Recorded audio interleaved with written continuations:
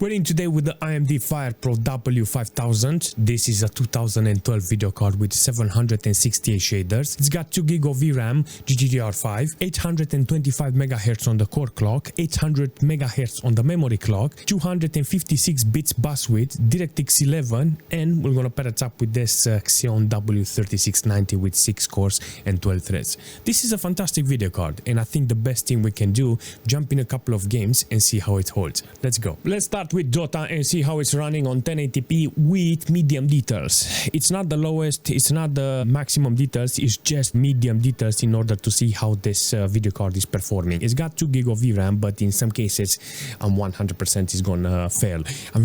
I mean in a team fight the FPS is going to be low, around 60 FPS on average, but majority of the time you get like 24 on minimal. 1080p, it's a good resolution, but I'm afraid about the team fight, you know, because I'm very close on 60 FPS. In the moment the fight starts, I'm done. Good performance, 40 FPS, 38 FPS, 25 on minimal. Holy smoke, this is going horrible with this. Because of the team fight you can actually see that is barely holding, but the problem is not with the video card, it's not with the VRAM, it's not you know what's the problem? With a couple of threads on the CPU side. Even though it's on 4000 MHz, the CPU can still manage to see that it's struggling to get the playable FPS inside. So I'm on medium details, and yet I still have a lot of problems. I think lowest details it will be advantageous for this. But on 1080p with performance mode, 100% render scale, apparently Fortnite is holding pretty well with around 60 FPS. Not ideal when it comes to performance, because if you want to be top 10 you need to have high FPS.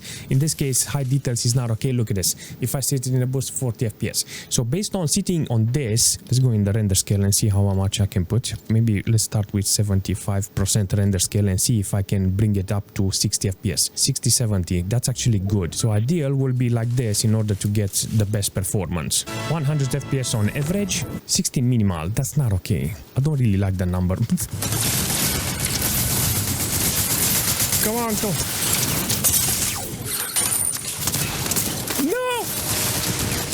No, he managed to kill me.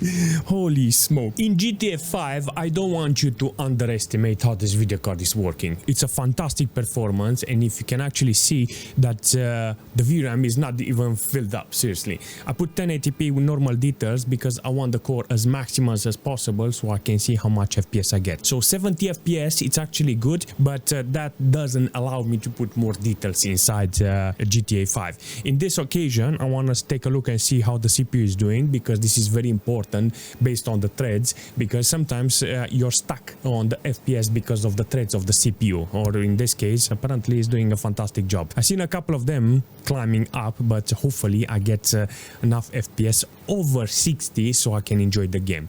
Plus, if I look on the water side into 230 watts consumption from this, it just shows me that this computer is doing a fantastic job. So yes, I like it. On the system side, I got like 7.2 GB of system RAM being utilized. That's actually good. There's no stress on the CPU side. 30-40% load on the cores of the CPU, but can actually see a couple of threads. They're hitting maximum. Based on the average and minimals, I will say this is a decent experience until I start driving fast, then everything goes out the window. Let's take a ride and see how it's doing, seriously, because then you're gonna see the minimals is gonna drop really low, seriously. Are you still sitting on 50 FPS on minimal? I'll take that all day, even though it's on normal details 1080p with no upscale modification, so this is full frame. So what I was interested is that the moment you start driving in GTA 5, you notice the VRAM is gonna fill up. So I started with 0.9 GB of VRAM utilization, you know, and I was like, it doesn't matter, I'm not gonna talk about it, because I know the moment I start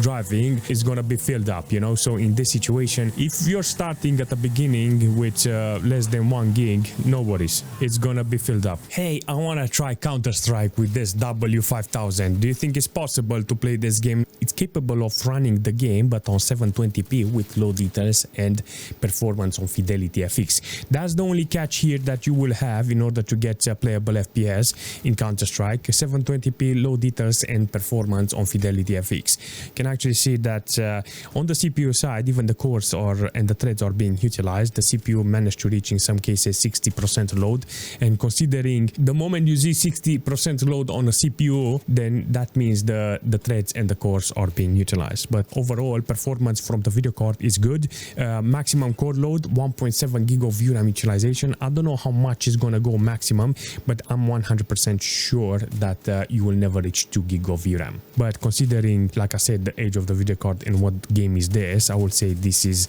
a very adequate performance. The minimals are not okay, like I said, but it's doing okay. You know, the video card can actually be seen struggling to actually deliver this amount of FPS, and I like it. I like this performance, this video card, this 12 years old video card, how it's performing in Counter-Strike. You understand? That means that if I put lighter games for this video card, I know I have a chance, you know, in order to play. Even in Fortnite was fantastic. So considering what I'm playing, like free-to-play games, I will say this is quite decent for gaming. You know what's funny about this? I'm on 1080p with maximum details and I'm in Team Fortress and I like it. Hundreds of FPS. Can you give me this performance? I will say thank you. Definitely a nice performance with 1080p and maximum details in Team Fortress. You can actually see that it's doing a fantastic job with delivering averages here with over 100. Nearly 200 watts consumption from this with 18 on minimal. I don't like that minimal, but I'm 100% sure I will get decent performance when it comes to playing online. 70-80% load on the core of the video card. That's actually a good performance from a video card like this, but I need to pay attention on actually getting playable FPS. 1.4 gig of VRAM utilization is good. That means the video card is not stressed, and because I have this amount of FPS, I'm 100% sure it's because of that CPU that I have. In some cases it's dropping to 90s, but that's not okay. Let's take a look on the CPU side and see what's going on. Yes, so the FPS, the maximum FPS, it's influenced by the CPU.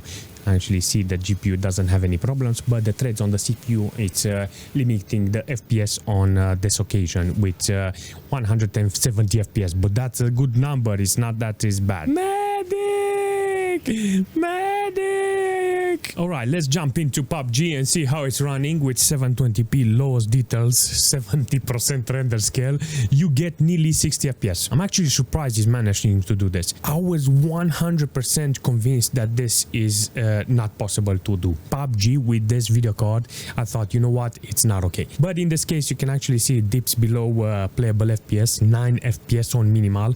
That's not very ideal when it comes to a game like this, because you need to have high refresh rates, lowest frame time ever, high FPS on average. But all in all, you can actually see that is starting the game. On the system side, it's utilizing 9.2 gig of system RAM. It's doing a fantastic job there. 30% load on the cores of the CPU. Let me take a look on the couple of threads. It's they are getting used there, and there's nothing you can do there. On the CPU side, you know, W5690 apparently struggling to do the job. It's not a new CPU. Considering the age of the CPU, considering the age of the video card, I will say this is an overall good performance from there. In this case, the video card is utilizing 1.7 gig of VRAM to deliver this performance. Like I said, sometimes it's 60 FPS and sometimes it's not even playable. Bang! Did I manage? Oh, yep, I managed to hit somebody. Regardless. What? Damn, Daniel. But if we're jumping in Crossout with 1080p performance mode, I mean legacy mode on low details, you can actually see the video card, it's capable of delivering some nice entertaining FPS. You know, I put anti-aliasing on the first level in order to not see those rough edges, in order to get some interesting performance, because not a lot of games I can push this computer, you know, to deliver. How many times I've seen high FPS with a video card like this? Exactly. So in this case, I'm very happy that I managed to find a couple of games. Only 70% load on the video card score. That's actually a decent performance when it comes to this Firepro. VRAM didn't manage to reach maximum. That's actually good. What the f? I don't have any more wheels. Seriously, the cabin is destroyed. The average FPS is kind of good in this situation. You can actually see it's doing fantastic. 100 FPS, 180, nearly 200 FPS in some cases. Based on the wattage, it's doing a fantastic work.